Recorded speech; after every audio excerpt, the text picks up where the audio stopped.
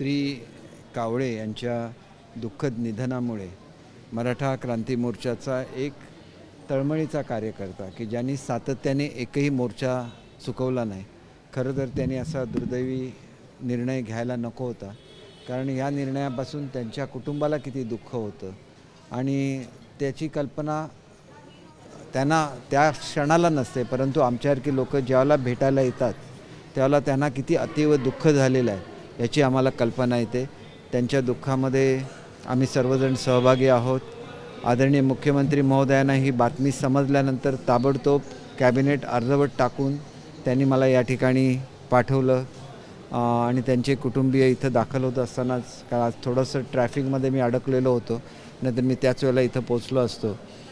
मग दुःख कमी करता येत नाही, परंतु एक विशेष बाब म्हणून शासनाकडून या कुटुंबियांना 10 लाख रुपयाची आर्थिक मदत ही जाहीर करण्यात आलेली आहे. त्यांच्या मुलाला त्याच्या शैक्षणिक पात्रतेनुसार नोकरीमध्ये नोकरी उपलब्ध करून दिली जाईल आणि इतरसुद्धा, कारण ते स्वतः एक शिवसैनिक होते, त्याच्यामुळे शिवसेना पक्षाच्या वतीने सुद्धा त्यांच्या कुटुंबाच्या मागे आम्ही पूर्णपणे उभे आहोत आणि ती वेगळी मदत ही व्यक्तिगत आणि शिवसेना पक्षाच्या वतीने त्यांना करण्यात येईल.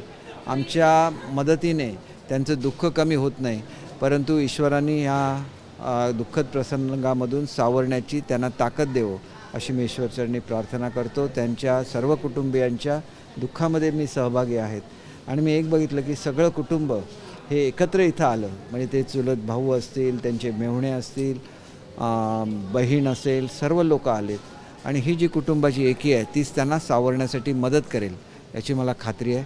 त्यांनीसुद्धा त्यांना धीर द्यावा आणि सगळ्यांनी दुःखातून बाहेर पडावं. आणि मी एक कळकळीची विनंती सर्वांनाच करू इच्छितो की स्वतःचा जीव जाऊन काही मिळत नसतं, कुटुंबाला दुःख होत असतं. मराठा आरक्षणाच्या संदर्भात सरकार अतिशय संवेदनशील आहेत. अनेक निर्णय शासनाने घेतलेले आहेत, परंतु शेवटी निर्णय हे कायद्याच्या कसोटीमधून सुद्धा उतरायला लागतात आणि त्याच्यामध्ये ज्या ज्या अडचणी येत आहेत त्या संदर्भात वेळोवेळी समितीबरोबर मुख्यमंत्री महोदय स्वतः बसत आहेत आणि ह्याच्यातून निश्चितपणे मार्ग निघेल याची मला खात्री आहे. आणि त्याच्यामुळे सर्वांनी धीर धरावा आणि पुढच्या काळामध्ये कुठल्याही कार्यकर्त्याने असा कुठलाही विपरीत निर्णय घेऊ नये ज्याच्यामधून त्यांच्या कुटुंबाला दुःख होईल.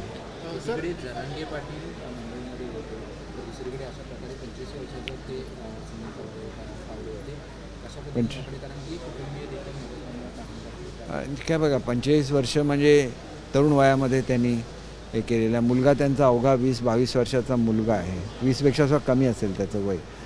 तर असे निर्णय होऊ नयेत किंवा असे निर्णय कोणी त्या एका उद्वेगाच्या पोटी घेऊ नयेत अशी विनंती आहे. आणि हा प्रश्न नेमका, या प्रश्नामध्ये शासन नेहमीच बरोबर राहिलेलं आहे, त्यामुळे शासनाची कधी अशी भूमिका असू शकत नाही की शासनाने कधी नकार दिला आहे का. वेळोवेळी वेगवेगळे ॲक्ट केलेले आहेत. ज्या वेळेला दाखल्याच्या संदर्भात अडचणी निर्माण होत्या त्या संदर्भात कमिटी नेमलेली आहे. एक निश्चितपणे मी आता गेल्यानंतर मुख्यमंत्री महोदयांच्या निदर्शनाला आणून देईन की जे खटले आहेत ते मागे घेण्याच्या संदर्भात एक भावना जी आहे, म्हणजे एक पहिलं पाऊल तरी त्या दृष्टीने पडण्याची आवश्यकता आहे. ही जी भावना या ठिकाणी जे नेते मंडळी उपस्थित होते त्यांनी जी बोलून दाखवली ती मी मुख्यमंत्री महोदयांच्या कानावर घालेन आणि लवकरच ज्याला त्यांची कोऑर्डिनेशनची मीटिंग होईल त्याच्यामध्ये ह्याच्यामध्ये आवश्यक तो निर्णय होईल याची मला खात्री आहे. परंतु हे निर्णय घेत असतानासुद्धा खटले मागे घ्यायचा निर्णय घेतला तरी कोर्टाची नंतर त्याला संमती घ्यायला लागते, मग त्या सगळ्या शासकीय बाबींची पूर्तता करायला लागते. ही भावनासुद्धा मी निश्चितपणे मुख्यमंत्री महोदयांच्या कानावर.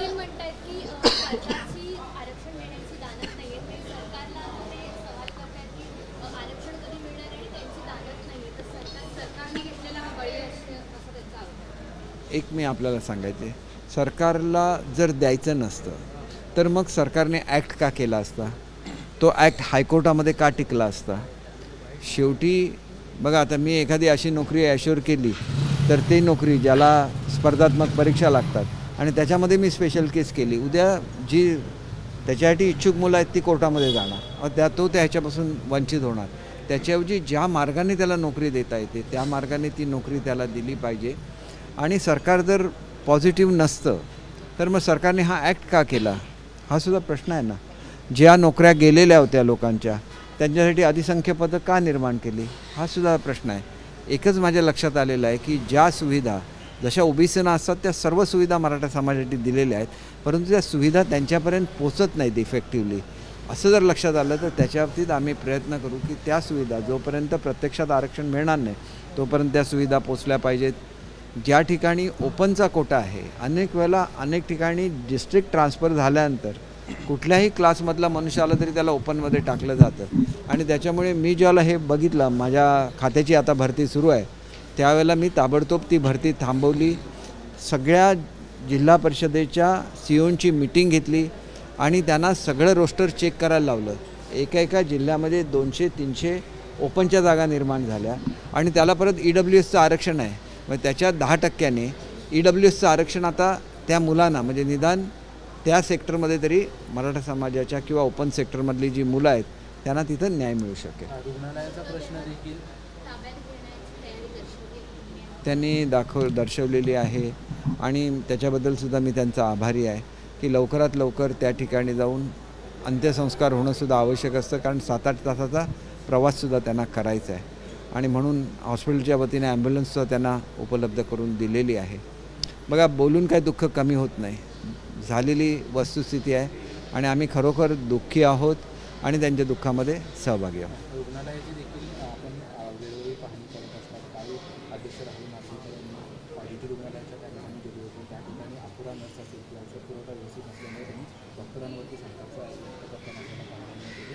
कशा पद्धतीने याच्यावर असं झालेलं आहे की GT हे मला वाटतं गव्हर्नमेंटचं हॉस्पिटल आहे.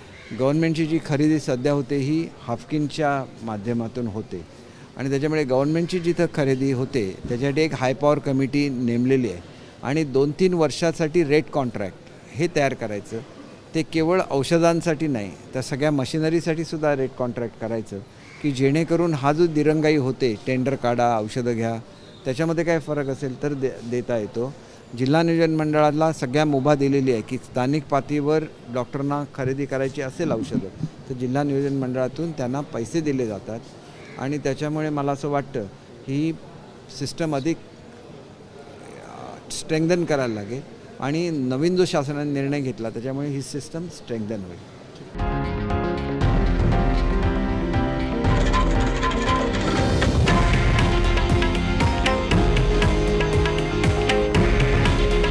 हे आहे देशातील नंबर 1 न्यूज नेटवर्क आणि आपण पाहत आहात TV9 मराठी. काळजी तुमची, हित महाराष्ट्राचं.